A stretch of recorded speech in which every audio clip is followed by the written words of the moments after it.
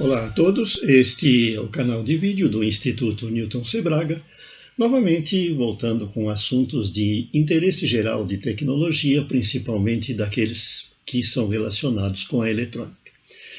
E hoje nós vamos falar de um assunto que talvez tenha passado desapercebido por muitos que praticam de eletrônica durante muitos anos, porque não é comum que se aborde esse assunto nos problemas que podem ocorrer com os circuitos eletrônicos. O que talvez muitos não saibam é que os capacitores, como este de disco de cerâmica, na realidade eles são sensíveis à vibração.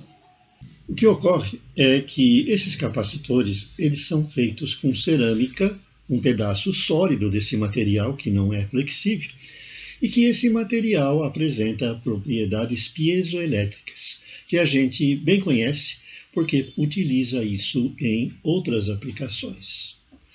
Quando um material como esse ele está sujeito a vibrações, ele gera uma pequena tensão elétrica.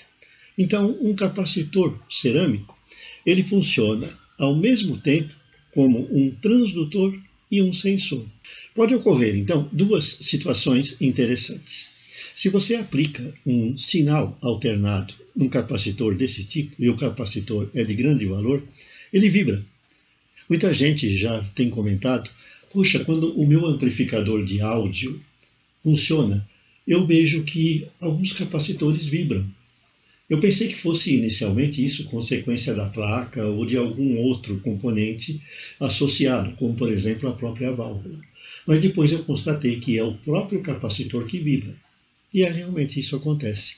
Um capacitor cerâmico, quando ele recebe um sinal de alta intensidade, por exemplo, um capacitor cerâmico que opera com sinais de áudio de alta tensão num circuito valvulado, ele vibra. E essa vibração, é lógico, ela pode ser ouvida e normalmente não tem maiores consequências.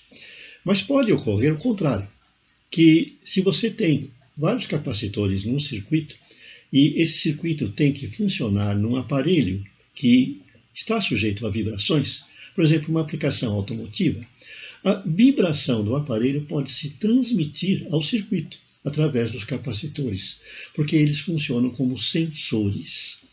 Quando um capacitor vibra, isso ocorre quando a placa vibra e transfere para ele essa vibração, ele gera uma pequena tensão elétrica. E essa pequena tensão elétrica, ela aparece sobre o circuito.